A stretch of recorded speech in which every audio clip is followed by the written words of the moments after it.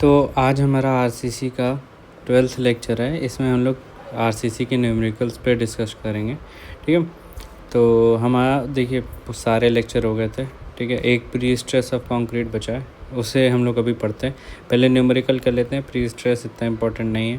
तो स्टूडेंट्स कह रहे थे कि पहले न्यूमेरिकल है ना, तो न्यूमेरिकल पहले करा लेते हैं, तो डिस्कस करते हैं।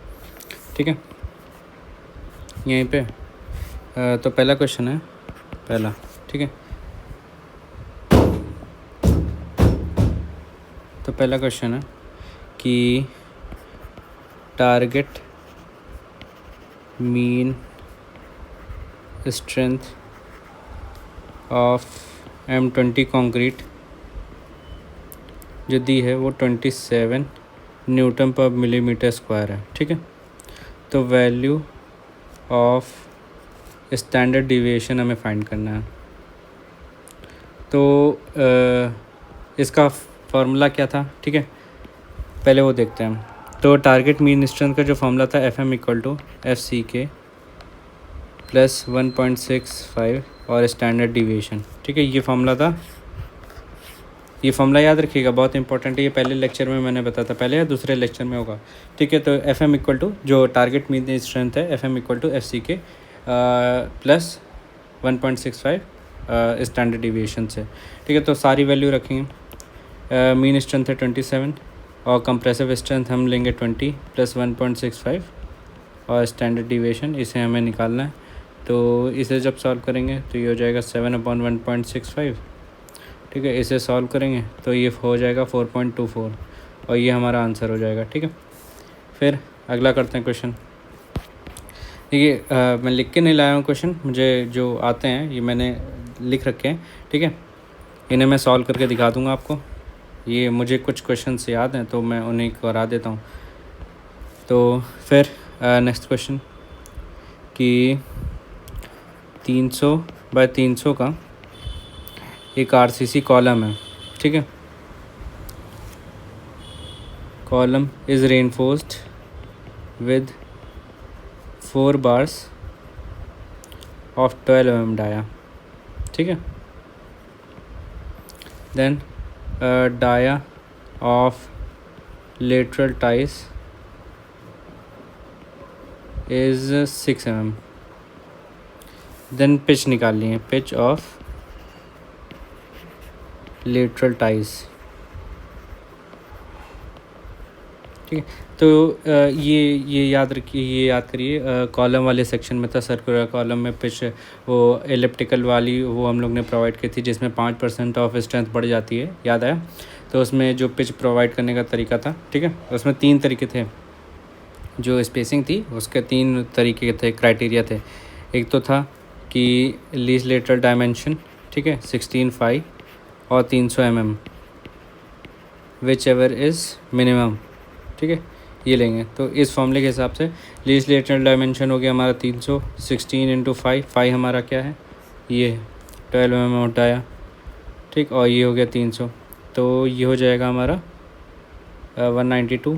ठीक है, तो इससे हमारा जो 192 होगा ये हमारा आंसर आ जाएगा, क्योंकि मिनिमम लेते हैं। ठीक है, देन अगले क्वेश्चन पे आता है कि रिडक्शन फैक्टर, पहले reduction coefficient of RCC column with effective length of 4.8 metre and size जो है, साइज़ क्या है, 250 × 300 mm। ठीक है, तो हमें क्या निकालना है, रिडक्शन फैक्टर। रिडक्शन फैक्टर का फॉर्मूला क्या था, ये हम लोग ने पढ़ा था किसमें, ये कमेंट सेक्शन बताइएगा। ठीक है, कॉलम में पढ़ा था। अच्छा, यहाँ पे लिखा है। तो रिडक्शन कोफिशिएंट का फॉर्मूला CR से होता है। देखिए CR से इसका फॉर्मूला क्या था, 1.25 minus L effective upon 48 times of B। ये हमारा फॉर्मूला था।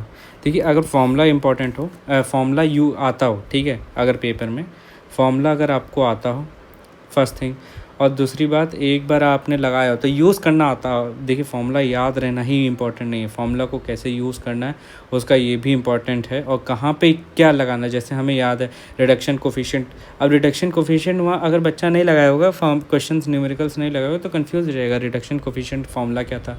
तो ये फेमिलियर होना पड़ेगा कि फॉर्मूले से, जैसे 1.25 minus L effective upon 48 times of B, ये मुझे फार्मूला याद है, ठीक है। इसलिए क्योंकि याद क्यों याद है, क्योंकि मैं फेमिलियर हो चुका हूँ। तो आपको भी याद करने के लिए इसे कई न्यूमेरिकल लगाने पड़ेंगे। अगर कई न्यूमेरिकल भी नहीं लगा रहे हैं तो अगर आप एक न्यूमेरिकल, एक नोट कॉपी बनाएं न्यूमेरिकल की, उसमें न्यूमेरिकल करें ना, तो भी आपको अगर एक बार रिपीट कर लेंगे ना, हफ्ते में एक बार न्यूमेरिकल देख लेंगे तो भी आपको याद हो जाएगा। तो 1.25 माइनस एल इफेक्टिव 4.8 मीटर है, ठीक है। 4.8, एक मिनट, इसको एम में रख लेते हैं, ठीक है। और 48 टाइम्स ऑफ बी हमारा कितना है, यहाँ पे लेंगे 250, तो ये हमारा हो जाएगा। इसे सॉल्व करेंगे 0 0, ये हो जाएगा 10 एंड ये 2, ये 5, तो ये हो जाएगा 1.225 माइनस 0.4 इक्वल टू 0.85। ये हमारा रिडक्शन कोफिशिएंट या रिडक्शन फैक्टर का फॉर्मूला आंसर आ गया। Then next question, minimum eccentricity क्या फॉर्म न्यूमेरिकल है, considered for axially loaded RCC column of size 400 into 400 mm with unsupported length of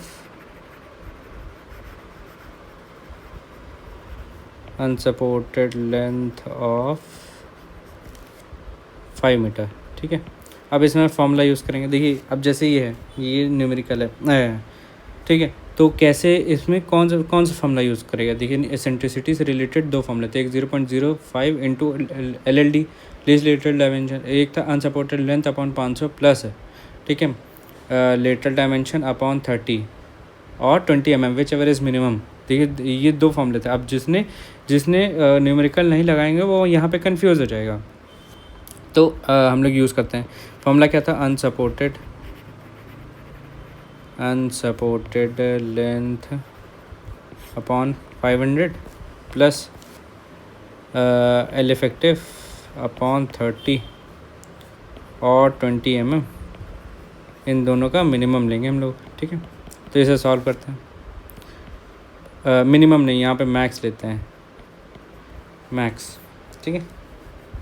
तो अनसपोर्टेड लेंथ हमारी क्या है, 5000 अपॉन 500 प्लस एल इफेक्टिव हमारे पास कितनी है 400, 400 अपॉन 30, इससे हम सॉल्व करेंगे तो ये 10 एंड ये हो जाएगा 23.33, ठीक है, एंड 20 इसका मैक्स लेंगे तो ये हो जाएगा हमारा आंसर 23.33।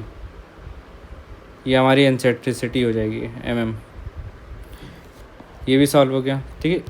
क्वेश्चन इतना टफ नहीं है, वहाँ पे देखिए प्रेशर होता है पेपर में, ठीक है, और टाइम कम होता है, ठीक है। और देखिए यहाँ पे अपने सूटेबल कंडीशंस में आप क्वेश्चंस में मानना लगा रहे होंगे, वहाँ पे क्या होता है, सेंटर्स पे जाके गर्मी होती है, अगर गर्मी में दे रहे हैं ठंडी होती है, तो अनफेवरेबल कंडीशंस होती है, इसलिए आदमी को थोड़ा दिक्कतें होती हैं। तो आपको ये प्रैक्टिस हो, ठीक है। फिर 5 helically reinforced column of 300 mm dia has 6 bars of 24 mm dia as longitudinal reinforcement provided at effective cover of 60 mm and spiral of 80 mm 8 mm dia 8 mm dia, ठीक है, provided at clear cover of 40 mm dia of core of column. तो एक बार हम question दोबारा पढ़ेंगे कि helically एक reinforce column है जिसमें 300 mm का डाया है 6 बार्स और 24 mm डाया, ठीक है, एज लॉन्गिट्यूडनल रेनफोर्समेंट। तो लॉन्गिट्यूडनल रेनफोर्समेंट प्रोवाइड किया गया है, हमारे 300 mm का कॉलम है, 6 बार्स प्रोवाइड की गई हैं 24 mm डाया की एज अ लॉन्गिट्यूडनल रेनफोर्समेंट, ठीक है। इफेक्टिव कवर है 60 mm का। स्पायरल ऑफ 8 mm डाया का जो स्पायरल जो लेटरल टाइज प्रोवाइड की गई हैं वो 8 mm डाया की हैं एट क्लियर कवर कितना है 40 mm dia of a core of column, ठीक है। तो हमें क्या निकालना है, डाया ऑफ अ कोर निकालना है। तो इसके लिए क्या, देखिए अब इसको सॉल्व करते हैं। पहले एक सर्किल बनाते हैं, ठीक है, ठीक। अब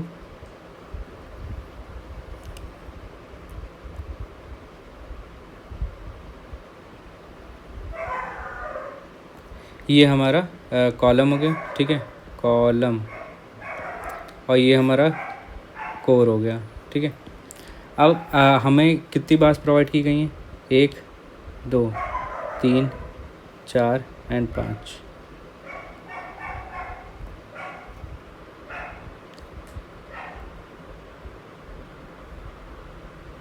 ठीक। अरे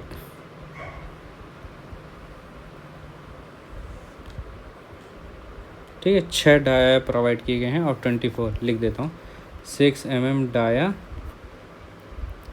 ठीक है, नहीं 8 mm डाया, 8 mm, एक मिनट, अच्छा हाँ ठीक है, 6 बार्स ऑफ 24 mm डाया, ठीक है, ये हमारी हो गई। फिर क्लियर कवर कितना है, क्लियर कवर यहाँ पे इफ़ेक्टिव कवर है, ठीक है। इफ़ेक्टिव कवर पहले बना लेते हैं। इफ़ेक्टिव कवर यहाँ से सेंटर से होता है, इसके सेंटर से। इफ़ेक्टिव कवर है हमारा 60 mm का, ठीक है। और क्लियर कवर कितना है, ये 40 mm का, ये हो गया, ठीक है। देन और क्या क्या इन्फॉर्मेशन दी है, 8 mm का डाया एट ए क्लियर कवर, स्पायरल है, ये तो ये यहाँ पे 8 mm डाया, बाकी तो कोई इन्फॉर्मेशन दी नहीं है। तो ये हो गया हमारा, ये हो गया हमारा डाया ऑफ अ कोर, और ये हो गया डाया ऑफ अ कॉलम या ग्रॉस डाया बोल देंगे, ठीक है। तो हम लोग को क्या निकालना है, डाया ऑफ अ कोर। तो इन्फॉर्मेशन क्या क्या दी है लिख लेते हैं, longitudinal reinforcement 6 bars of 24 mm of dia, ठीक। हेलिकली रेनफोर्समेंट कितनी प्रोवाइड की गई हैं, 8 mm डाया की। इफ़ेक्टिव कवर हमारे पास है 60 mm का। और क्लियर कवर जो है हमारा 40 mm का, ठीक है। अब बहुत इजी हो गया है। अब कैसे डाया ऑफ अ कोर निकालना है, सिर्फ इतना सेक्शन निकालना है। तो कैसे करेंगे, पूरे ग्रॉस डाया से, ठीक है, मतलब डीसी निकालना है ग्रॉस डाया से 2 times of effective clear cover को माइनस कर देंगे, ठीक है। क्लियर कवर ये कैसे, ये पूरे से, ठीक है, इधर और ये इन दोनों को माइनस कर देंगे, ये वाले सेक्शन को एंड ये वाले सेक्शन को, तो हमारा ये वाला सेक्शन आ जाएगा, ठीक है।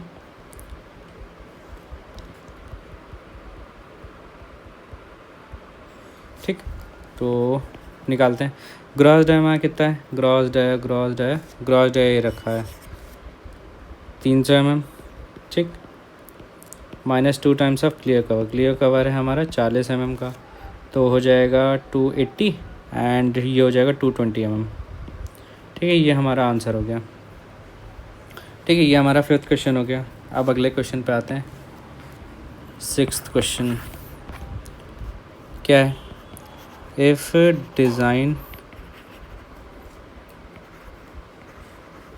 Design bond stress equal to 1.5 newton per millimetre square, then development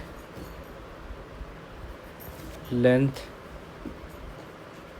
of FE 500 HYSD bar of nominal dia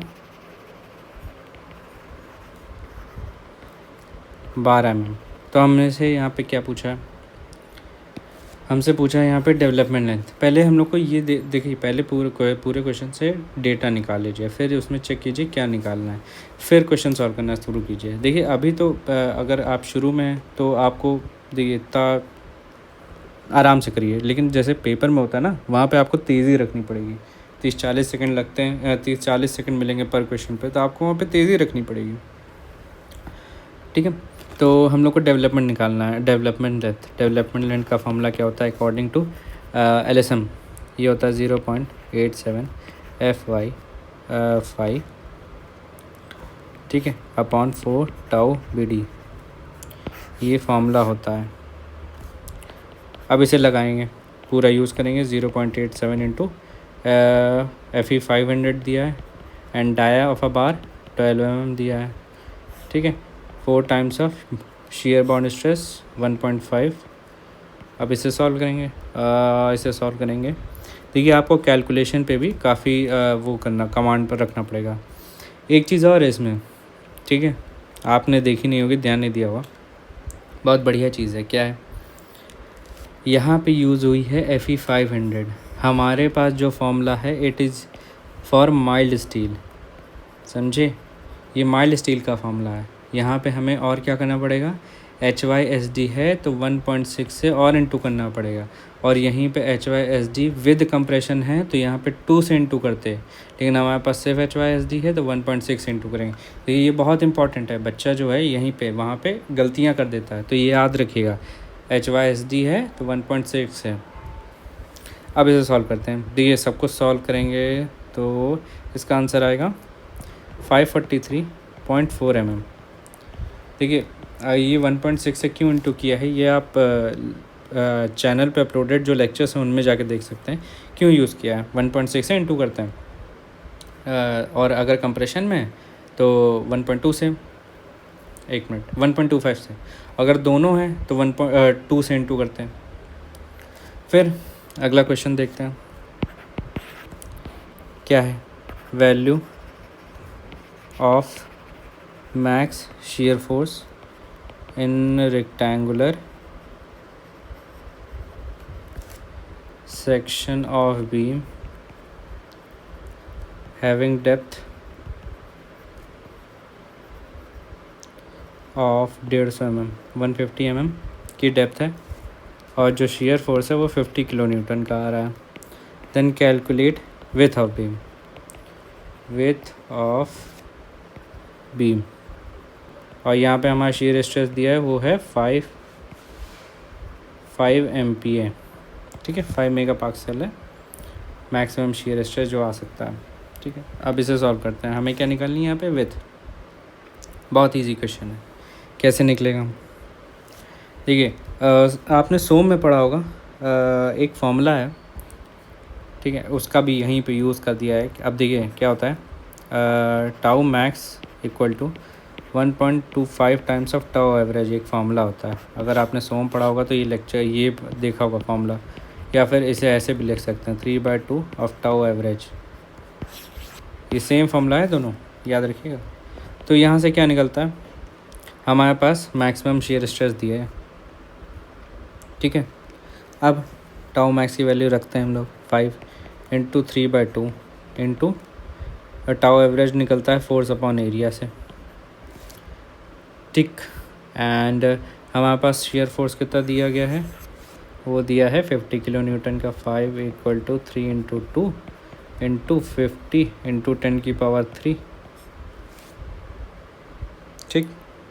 और डेप्थ हमें दी है 150 mm की, और हमें निकालनी विथ बी आ जाएगा। इस पूरे को सॉल्व करेंगे जब, तो ये हमारा आ जाएगा बी इक्वल टू ये ऐसे ऐसे, एंड ये आ जाएगा 100 mm। ठीक है, ये हमारा आंसर आ गया। अब यहीं पे जैसे ये तो हो गया फॉर रेक्टेंगल, यहीं पे और फार्मूला भी होते हैं, जैसे ट्रायंगल हो गया, सर्किल हो गया, ठीक है, डायमंड हो गया। क्या क्या फार्मूला होता है? ट्रायंगल का होता है 3/2, ये होता है 5/4, एंड ये होता है 9/8। ये फार्मूला याद रखिएगा कि टाउ मैक्स की वैल्यू क्या होती, टाउ मैक्स की वैल्यू, टाउ मैक्स बटे टाउ एवरेज लिख लेते हैं। ठीक है, 3/2, 5/4 एंड 9/8। ठीक, बट यहीं पे एक और फार्मूला होता है, एक और याद रखिए कि टाउ मैक्स बटे टाउ न्यूट्रल एक्सिस। ये न्यूट्रल एक्सिस है, ये कितना होता है 5/4, 5/4 एंड इट इज़ 1। ये पूरी सोम की टेबल, सोम में यूज़ हुई है टेबल, ये याद रखिएगा, ये टेबल बहुत इंपॉर्टेंट है। ठीक है,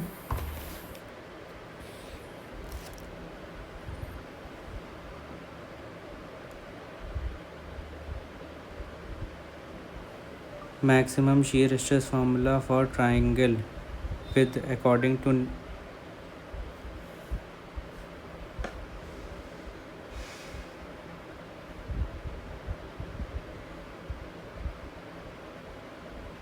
अच्छा 4/3 होता, 5/4 नहीं होता।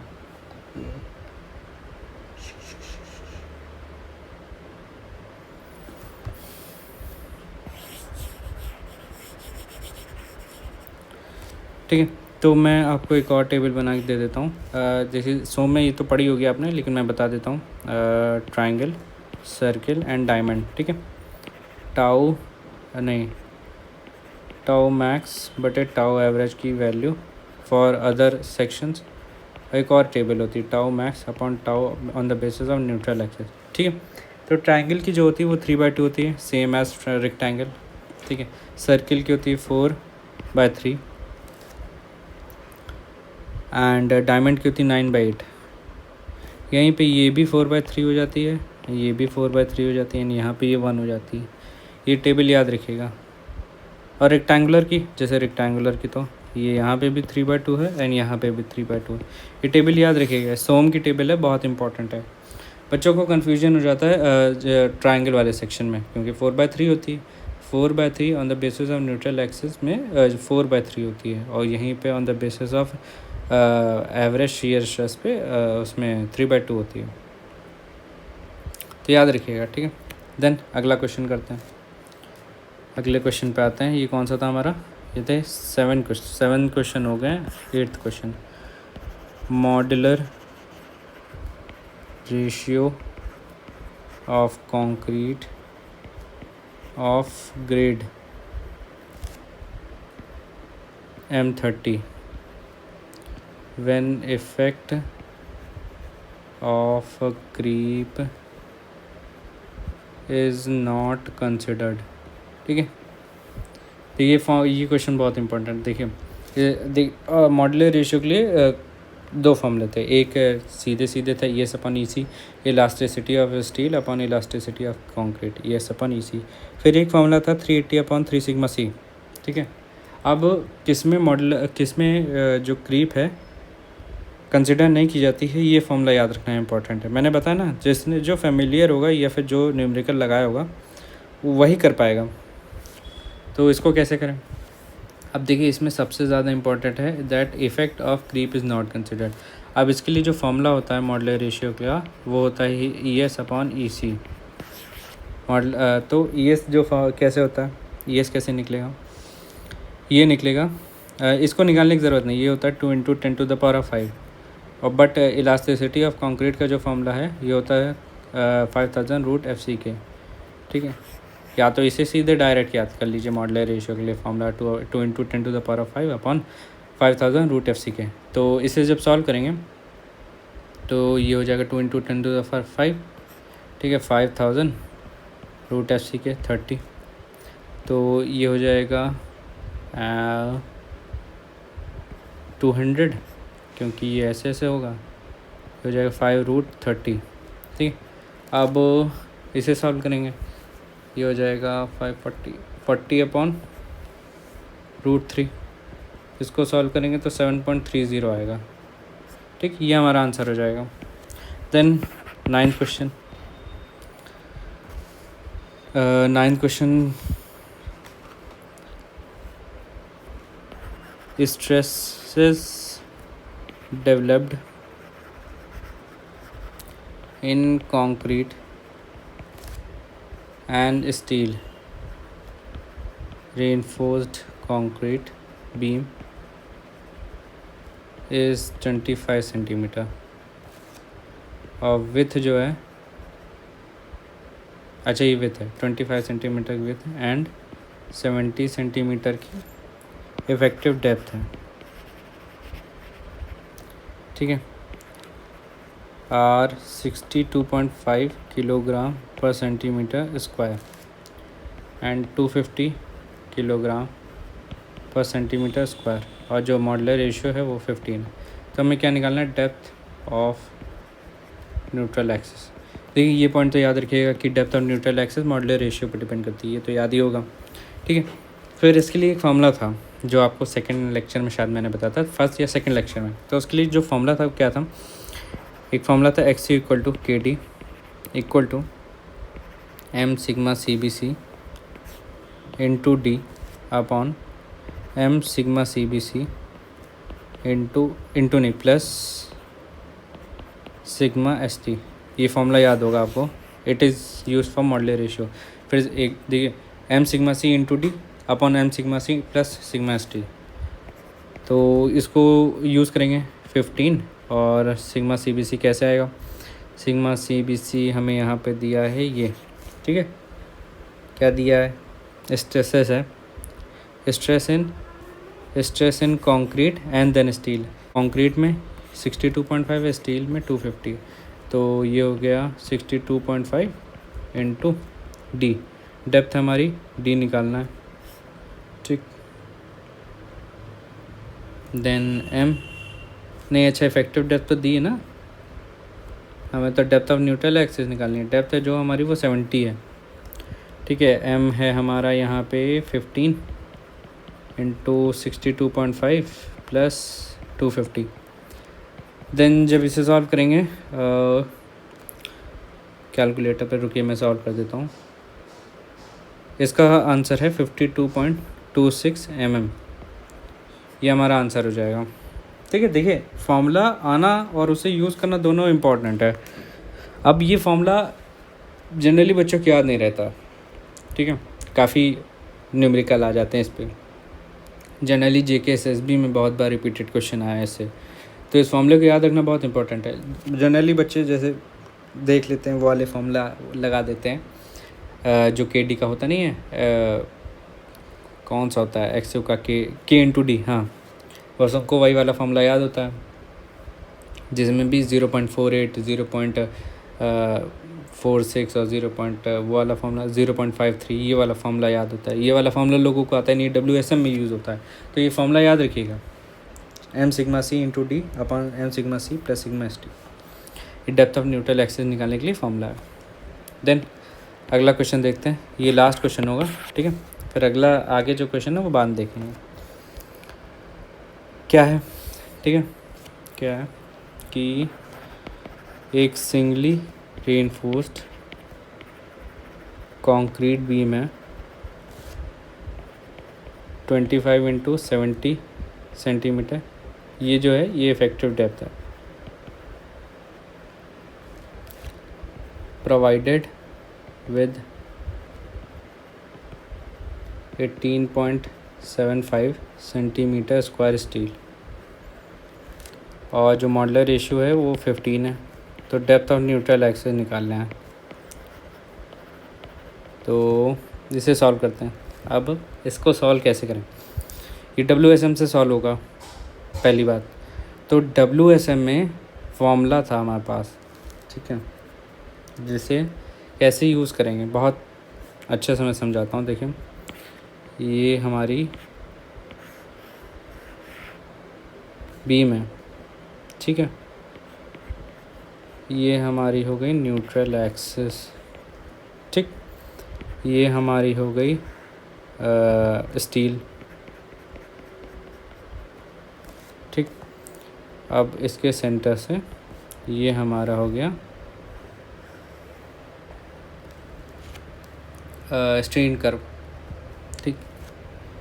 फिर यहाँ पे हमारा कंप्रेशन लगता है, तो ये हो जाएगा, ये हमारा एक्स हो जाएगा। ये मैंने WSM वाले सेक्शन में पढ़ा था, लेक्चर देखिएगा उसमें मिल जाएगा। तो ये हो जाएगा इसका आधा यहाँ से XA/2, ठीक, ये XA होगा ना, XA/2। एक मिनट, यहाँ पे आधा हो गया XA/2 और ये हो जाएगा XA/3, ठीक। हाँ, अब ठीक है। तो इसके लिए एक फॉर्मूला था, क्या था? B × XA/2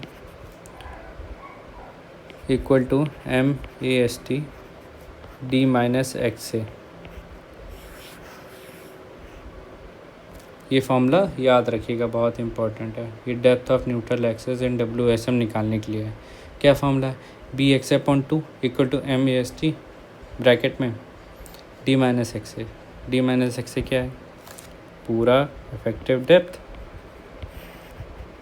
ठीक है, इफेक्टिव डेप्थ, ठीक है, उसमें से XA/2 यहाँ से यहाँ तक का, ठीक है। B - XA/2 equal to MAST bracket में D - XA।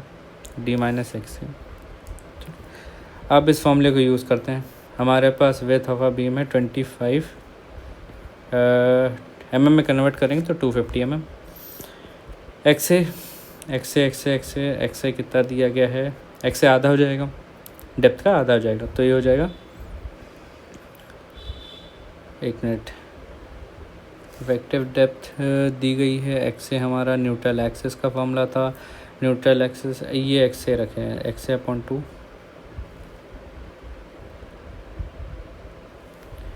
देन यहाँ पे कुछ तो गलत है इस फॉर्मूले में। B × यहाँ पे हाँ, अब ठीक है, B × XA × XA/2 equal to MAST D - XA। तो यहाँ पे एक XA और होगा भाई, मैं सोच कुछ तो गलत है इसमें, ठीक है। मॉडुलर रेशियो में कितना दिया? 15 एंड XA हमें फाइंड करना है, डेप्थ ऑफ न्यूट्रल एक्सिस, और मॉडुलर रेशियो हमें 15 है। Area of steel 18.75 centimetre square है, तो ये mm में हो जाएगा, तो ये हो जाएगा हाँ 1875, ठीक है। देन डेप्थ है हमारी 70 एंड mm में हो जाएगा 700 और x से निकालना है, ठीक है। अब इसे सॉल्व करते हैं। तो इसे सॉल्व करेंगे, ये हो जाएगा XA² 250 × 2, XA का स्क्वायर इक्वल टू 15 × 1875 700 - XA × 2/250, ठीक है। जब इसे थोड़ा बहुत सॉल्व करेंगे तो ये हो जाएगा XA² equal to 225 70 - XA। Then ये क्वाड्रेटिक इक्वेशन बनेगी, तो ये हो जाएगा XA का स्क्वायर प्लस 225 XA एंड ये से होगा देन -15 7500 इक्वल टू 0। ये हमारी क्वाड्रेटिक इक्वेशन बन गई। अब हम यहाँ पे श्रीधराचार्य फार्मूला यूज़ कर लेंगे। x इक्वल टू माइनस का b प्लस माइनस ब्रैकेट में b² - 4ac/2a, ठीक है। देखिए ये जो 7th क्लास में पढ़ा था ना, 6th 7th क्लास में, वो सब यूज़ हो रहा है यहाँ पे, ठीक है। माइनस प्लस माइनस का B plus minus root B square minus 4ac/2 है। कुछ बच्चों ने फॉर्मूला ये भूल गए होंगे तो उसके लिए मैंने दोबारा रिपीट कर दिया। तो x इक्वल टू सारी वैल्यूज़ रखते हैं 225 प्लस माइनस 225 का whole square minus 4 into 15,7,500 into 1/2 into 1। ठीक है, अब इसे कैलकुलेटर में सॉल्व करते हैं तो ये हो जाएगा इसका आंसर आएगा 300 mm which is equal to 30 centimetre, और ये हमारा आंसर आ जाएगा। ठीक है, ये क्वेश्चन आपको टफ लगा होगा क्योंकि इसमें फॉर्मूला जो है वो अच्छा यूज़ हुआ है एंड इसमें न्यूमेरिकल मतलब काफ़ी न्यूमेरिकल पार्ट है। तो देखिए ये फॉर्मूला ऐसा, देखिए ये क्वेश्चन ऐसा नहीं आएगा, इजीली सॉल्वेबल क्वेश्चन आएगा, बट मैंने थोड़ा अच्छे लेवल का करा है। तो ये फॉर्मूला याद रखिएगा, to find a neutral axis in WSM method formula होता है b into X A upon 2 equal to MAST d minus X A. ये फॉर्मूला याद रख लीजिएगा, बहुत इम्पोर्टेंट है। इसमें 2 फॉर्मूले और हैं, ठीक है, 2 फॉर्मूले और हैं, एक है टेंशन साइड से, एक है कंप्रेशन साइड से। वो 2 फॉर्मूले भी याद रखिएगा। ये 3 फॉर्मूले WSM से याद रखिएगा, और ऊपर से एक फॉर्मूला और याद रखिएगा, ये वाला m sigma CBC into D upon m sigma CBC plus sigma ST for finding a neutral axis. ठीक है, ये 2 फॉर्मूला याद रखिएगा। देन 10 क्वेश्चन हो गए। ठीक है, आज के लिए तय रखते हैं, फिर इसका अगले पार्ट में करेंगे और कुछ न्यूमेरिकल्स। ठीक है, लाइक शेयर और सब्सक्राइब कीजिएगा। PDF आपको डिस्क्रिप्शन में दिए गए टेलीग्राम चैनल में मिल जाएगी। ठीक है, आज के लिए तय रखते हैं। Thank you.